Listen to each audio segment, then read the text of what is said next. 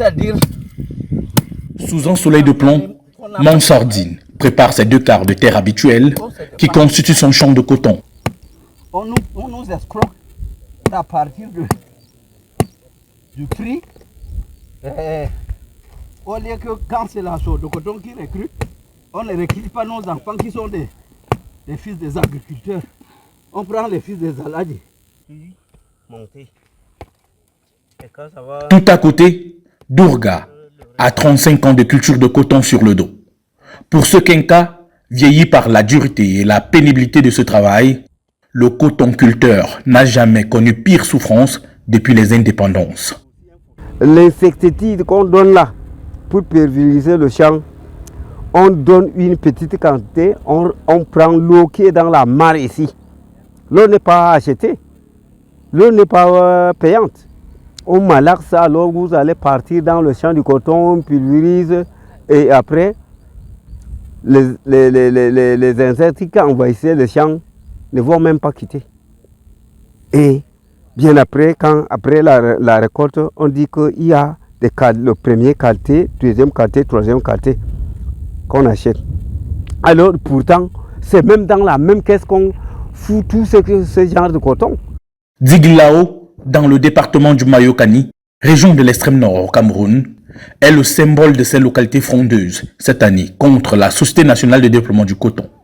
Mansardine, tout comme Dourga, disent trouver leur salut dans la vente parallèle du coton au Nigeria.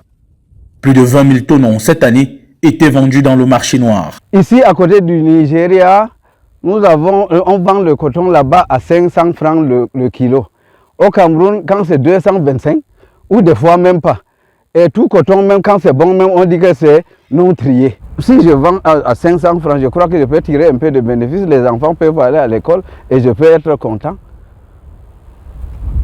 Et si on peut me vendre l'engrais à 14 000 ou à 11 000, au Nigeria, là, on paye l'engrais même, puisque la sorte de coton, des fois, ne donne pas. Même s'il donne, c'est à un prix cher.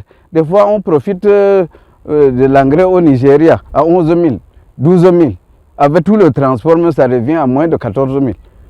Et je préfère aller là-bas.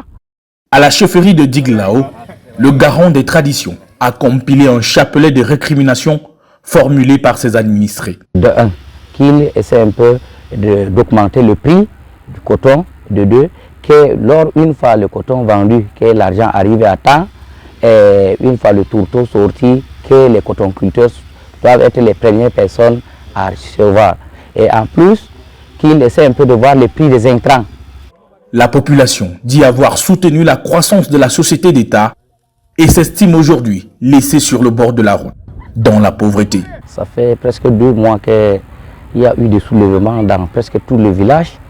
Et les populations arrivent en masse en disant que Maïsté, ça ne va plus. Ce sentiment est partagé tout à côté à Touloum, dans le Mayo d'Anaï, où nous rencontrons quelques producteurs. On a déposé 880 000 pour 110 sacs de toto, à raison de 8 000 francs le sac. Jusque-là, on n'a pas eu de toto. Et les animaux sont maigres. Et la saison s'annonce déjà. Le prix d'engrais est déjà à 28 000. Imaginez-vous, un cultivateur, un pauvre cultivateur, je peux dire, est-ce que c'est comparable avec ce qui se passe au sud? Le prix du cacao est comparable à ce qu'on nous parle du coton? Inacceptable. Même rengaine à Bachéo, dans la région du Nord. On a laissé certaines cultures pour faire le coton. Et comme ça, on cultive le coton, on récolte en mois de septembre. Dès que l'argent vient, pour acheter le maïs avec. Et l'argent du coton vient en mai. Pourtant, en septembre, un sac de maïs c'est à 8 000. Et en mai, le sac de maïs, on te dit à 20 000. Mais on voit que ça n'a pas d'intérêt de cultiver le coton, c'est mieux de le laisser. Parce que nous sommes devenus comme les esclaves de la sorte de coton même. Nous voici à Garoua, capitale du coton au Cameroun, de par les structures qu'elle abrite. Voici le siège de l'assaut de coton, non loin du stade de Rumde Adia. Et ici, ces plateformes de stockage, d'égrenage et de conditionnement en balles de coton à Djamboutou. Sur les griefs exposés par les paysans rencontrés à Diglao, Touloum et Bachéo, l'administration en place apporte des éclaircissements. D'abord, sur la fixation du prix du kilogramme de coton qui n'est jamais passé au-delà de 255 francs CFA. En début de chaque année de campagne agricole, le mécanisme qui a été retenu de commune partie est utilisé pour la fixation du prix. Donc depuis 2010 jusqu'à ce jour, c'est le comité de pilotage qui fixe le prix après avoir fait des analyses de la situation de la filière en général et également de voir la situation même de la Sodecoton pour pouvoir fixer un prix équitable pour les producteurs et pour la Sodecoton. Ensuite, sur la vente et la livraison des tourteaux aux producteurs. La Sodecoton, lorsque les conditions sont réunies, a la capacité de produire 5000 sacs jour. Pour un mois de 26 jours, nous nous mettons très rapidement au-dessus de 100 000. Quand je dis 100 000, plus de 100 000, c'est plus de 100 000 quand on associe l'huilerie de Garoua et l'huilerie de Maroua. Il faut reconnaître quand même que le gros est à Garoua, où on fait environ 2500 jours.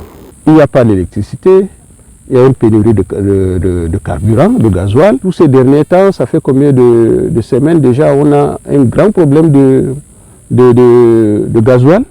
Donc, on fait avec ce qu'on peut produire tout simplement en temps vraiment inopportun. On ne peut pas dire qu'on ne travaille plus en plein temps. Nous ne sommes aucunement à l'origine d'une augmentation quelconque du prix. Le prix du tourteau à Libet produit dans les usines de Garoua, c'est une affaire de 7500 francs. Au niveau de l'huilerie de Maroua, qui est un peu un aliment de bétail un peu plus gras, là, à ce niveau, c'est un peu plus élevé, c'est 8000 francs. C'est tout. Enfin, sur la mobilisation des engrais, entre autres intrants, à la culture de l'or blanc, ainsi que l'apport de la Sodecoton au développement des cultures vivrières. Le maïs que vous voyez là est cultivé par le paysan, est encadré par la Sodecoton et les intrants sont donnés par la Sodecoton. Le sorgho, l'arachide et autres céréales, tout est encadré et le crédit est pris en charge par la culture cotonnière. Si les Nigériens achètent à 400, par exemple, on valorise tous les services que la Sodecoton apporte et le plus-value lié aux autres cultures, ça peut aller même peut-être à 600 francs le kilo de coton. Donc c'est ça le problème, c'est que les gens ne comprennent pas. Les gens prennent les raccourcis pour dire que la Sodecoton n'achète pas. Or, c'est tout un système qui est organisé derrière pour accompagner le producteur. Et sans cette organisation, la filière tombe. En son sein, nous faisons le constat que les producteurs de coton sont profondément divisés. Tous les producteurs sont prêts à faire le coton. Au moment de la validation, la Sodecoton nous a dit que bon, vraiment, compte tenu des usines qui n'accompagnent pas, il faut qu'on sensibilise les producteurs à ne même pas augmenter la superficie qu'ils avaient fait l'année dernière. Il faut qu'ils maintiennent toujours les superficies qu'ils ont fait l'année dernière pour cette campagne aussi. Mais sinon, beaucoup de producteurs veulent même augmenter. Le fait de dire que les producteurs veulent boycotter la culture du coton, je dirais que c'est non et non, pour toujours non. Les producteurs sont très contents de faire la culture du coton en collaboration avec les encadrés de la Sodecoton qui leur apprennent les techniques culturelles. Le siège de la Confédération nationale des producteurs de coton du Cameroun jouxte les installations techniques de la Sodecoton. Une crise à peine voilée secoue les deux partenaires de la gestion de la filière au Cameroun depuis le renouvellement des organes de la fêtière débuté en 2019. Nous rencontrons Julien Betnoné. Ce sénateur de la République fustige l'ingérence de la Sodecoton dans le processus électoral. Depuis la base, ils ont voulu écarter certaines tâches, certaines têtes qu'ils ne voulaient pas. Mais on a réussi au niveau de la base.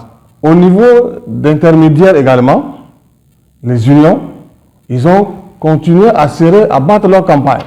Parce qu'ils avaient déjà ciblé certaines têtes qu'ils ne voulaient pas. Parce que, voilà, j'ai fait partie de ces gens-là. Et on nous accuse d'avoir vendu les engrais, d'avoir vendu les tourteaux. Mais je vous dis, il n'en est nullement. Des accusations dont se défend la Sode Coton qui fait prévaloir le respect des textes et de la Convention. La Convention stipule clairement que la Sode Coton a comme mission d'encadrer ces producteurs-là, notamment la supervision des élections, la structuration, la formation, l'appui conseil. Nul texte ne prévoit que nous devons être sous la dépendance éternelle de la société cotonnière dont la Sode Coton. Nous sommes des partenaires. Les choses doivent changer. Depuis que nous avons commencé le redressement de la filière, c'est les producteurs qui ont répondu favorablement. Nous avons accepté le prix le plus bas. Nous avons laissé des bénéfices à la société pour permettre qu'elle puisse reconstituer ses fonds. Mais l'année s'est passée, la campagne 2019 à 2020, le Covid étant arrivé, on nous a dit dans ce comité que la pandémie menace. Le prix du coton a connu une baisse de 30 francs, de 255 à 225 francs. Nous avons accepté.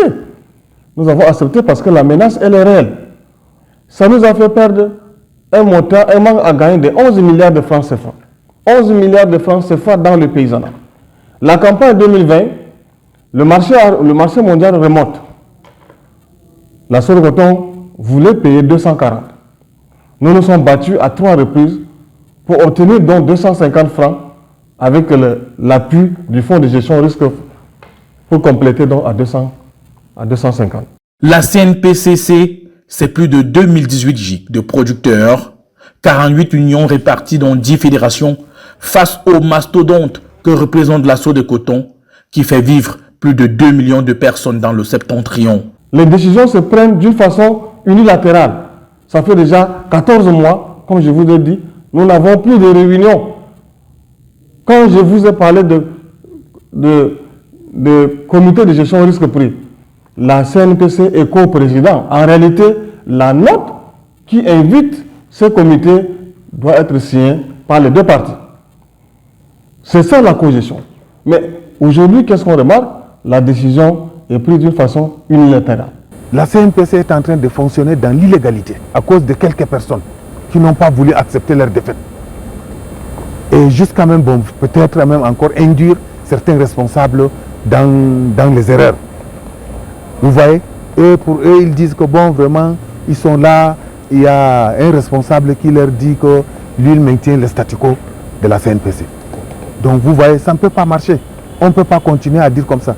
Et c'est les mêmes gens maintenant qui sont sur le terrain, qui sont en train vouloir intoxiquer certains producteurs à ne pas accepter la validation dans les groupements pour dire que bon, peut-être la campagne-ci, la Sode Coton aura des problèmes. Vous voyez, les producteurs n'ont pas de problème. Qu'on nous laisse librement organiser nos élections et on nous bat, nous restons tranquilles. Laissez les producteurs entre eux s'entendre faire leurs choses. C'est ça l'autonomie réclamée par la CNPC et dont le partenaire ne veut pas entendre. Au milieu des prétentions, des révélations sur des fautes de gestion présumées, des appels tous azimuts aux audits de part et d'autre. Pendant que les éléphants se crêpent le chignon à Garoua, les paysans tirent le diable par la queue. À Diglao, Dourga nous amène à sa demeure pour nous présenter ce qui est un modèle de résidence et de vie chez la majorité des cotonculteurs. Voilà mon lit que je dors. Ça c'est un peu, vous voyez que ça c'est un lit. S'il y avait de l'argent, je pouvais avoir un matelas dessus. Je dors sur une natte là, vous voyez que c'est comment. Ça ce sont des trucs qui risquent encore causer quelque chose au corps. Les enjeux sont énormes. Attention au pourrissement de l'affaire.